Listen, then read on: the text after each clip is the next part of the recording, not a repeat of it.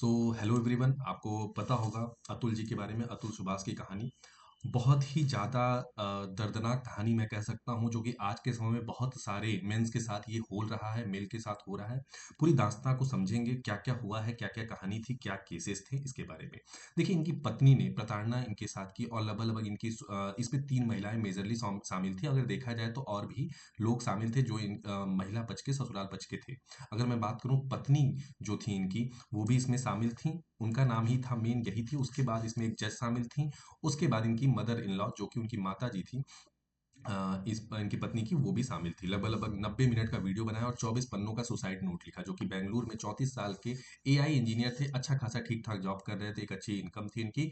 और उन्होंने, बेचारे ने, सुसाइड कर लिया। सोचो, एक मर्द के ऊपर एक उनके माता पिता भाई सबकी जिम्मेदारी होती है। अगर वो व्यक्ति सुसाइड कर रहा है तो वो किस ट्रॉमा से गुजर रहा होगा। जीवन में माना जाता है दोस्तों कि जन्म और मृत्यु दोनों बहुत ही कठिन काम होता है। जन्म के समय हमें पता नहीं चलता और मृत्यु का जो समय होता है वो हमें पता होता है। और उस समय पे सोचो उस व्यक्ति ने कितना कष्ट सहा होगा जो कि मृत्यु को सहा है। इट मीन्स कि उसको कितनी ज़्यादा प्रताड़ना दी जा रही थी उसकी बीवी और उसके जज, और जो जज थी उसके द्वारा। उसकी बीवी का नाम निकिता था।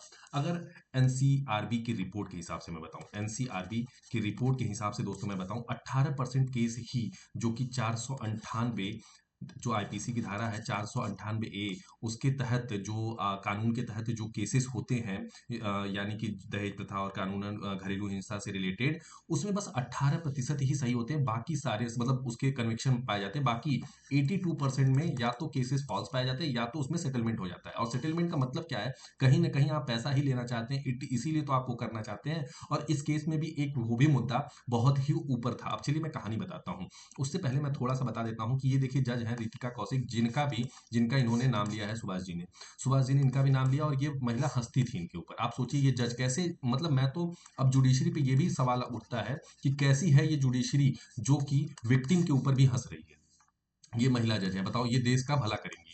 ये कैसे, पहले तो इनकी नियुक्ति कैसे हुई? इनके ऊपर जांच होनी चाहिए, इनका सस्पेंशन होना चाहिए ऐसे जजेस के ऊपर। क्योंकि ये चीजें आप नहीं है, आप डिसीजन लेने वाली नहीं, आप फैसला देने वाली हैं दोनों चीजों को देखते हुए। अगर मैं बात करूं, मैरिज, इन्होंने जो एलिगेशन लगाया उसके बाद भी, उस पर भी बात करेंगे। लेकिन अतुल की शादी जो 2019 में हुई थी, इनकी फैमिली सपोर्ट सब चीजें बेहतर चल रही थी। लेकिन फिर उसके बाद इन्होंने क्या किया, इनके ऊपर केस लगा दिया। केस में उन्होंने क्या लगाया? Murder charge, sexual misconduct, harassment of money, domestic violence और डॉरी का डिमांड किया। उसके बाद मैं बताऊं, यही है जज रितिका कौशिक जी जो इसमें फैसला देख रही थी। मतलब सोचिए आप किस लेवल पे गिरे हुए जज लोग हैं। अगर मैं बात करूं इनके जो फैमिली ट्रेजेडी की बात करूं, his father passed away from heart attack, ठीक है। और इन्होंने, इनकी वाइफ ने इनके ऊपर फाइनेंशियल वो लगा दिया, मतलब कि केस कर दिया। उसके बाद 2 से 4 लाख रुपए तक का डिमांड कर रही थी, जो कि जज के कहने पे 40,000 पर मंथ दे रहे थे। इनका बेटा भी था जो कि 3 से 4 साल के बीच में था, ठीक है। वो भी चीजें थी। आप सोचो कितना वो बेचारा अपने बेटे से भी दूर रखा है, चीजें इस तरह से कर रही, 40,000 रुपए भी ले रही हैं। और ये महिला देखो कितनी समझदार है, जो निकिता इनकी बीवी है। वो रहती है लखनऊ में, घर है लखनऊ में, और दिल्ली में जॉब करती है। और कोर्ट है जो जौनपुर का कोर्ट है, उत्तर प्रदेश में एक जिला है जौनपुर, वाराणसी के पास में पड़ता है, वाराणसी मंडल में।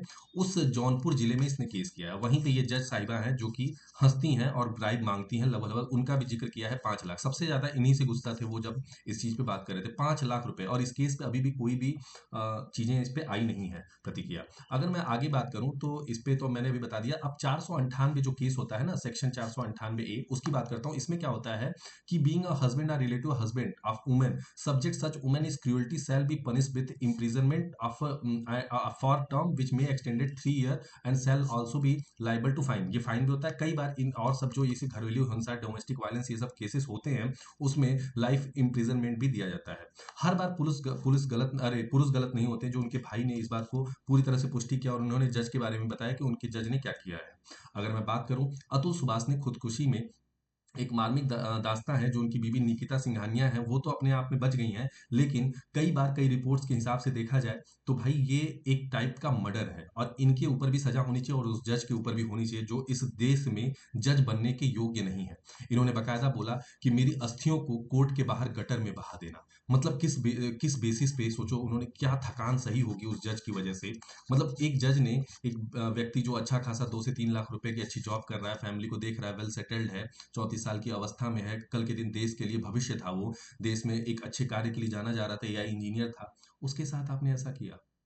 ऐसे जजों को मैं बता रहा हूं, सबसे पहले इनको उम्र कैद की सजा देनी चाहिए, इनके ऊपर अगर जुल्म वो हो रहा है। तो अगर मैं बात करूँ अतुल सुभाष की, तो अतुल सुभाष जी का मामला जो है अकेला घरेलू हिंसा का मामला नहीं था। सुप्रीम कोर्ट ने सितंबर में इसमें बोला था कि सबसे ज्यादा दुरुपयोग होने वाला आईपीसी की धारा 498 ए है। ये किसने बोला है? सुप्रीम कोर्ट, हमारे सर्वोच्च न्यायालय ने इस चीज को बोला है कि सबसे ज्यादा जो ये महिलाएं हैं ये दुरुपयोग करती है। तो क्या ये हमेशा चलना चाहिए?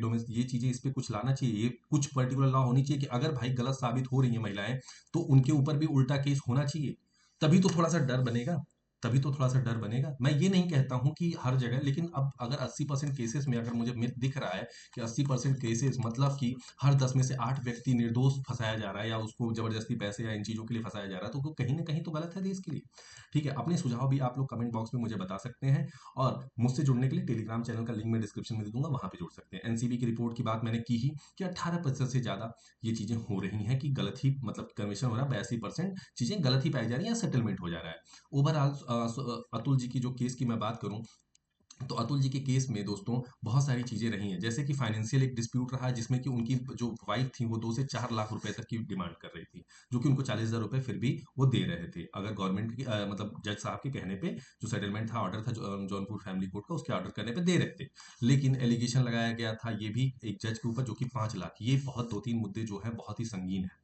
और इसमें 3 महिलाएं थी डिमांड में, जो कि एक तो इनकी मदर इन लॉ थी, एक इनकी खुद की वाइफ थी, और एक जज साहिबा थी। ये तीनों लोग में इनफैक्ट कई बार जब कुछ बातें हुई हैं कोर्ट में, तो ये महिला उनकी मजाक उड़ाते हुए हंस रही थी। किसके ऊपर? अतुल जी के ऊपर। तो ऐसी चीजें हैं जो कि आज भी हमारे देश में हो रही हैं, इस पे आवाज उठनी चाहिए, इस पे नए कानून पे सुप्रीम कोर्ट जरूर इस पे ध्यान लेगा, संज्ञान लेगा। आई होप ये चीजें बेटर हों। थैंक यू सो मच, धन्यवाद, जय हिंद, जय भारत।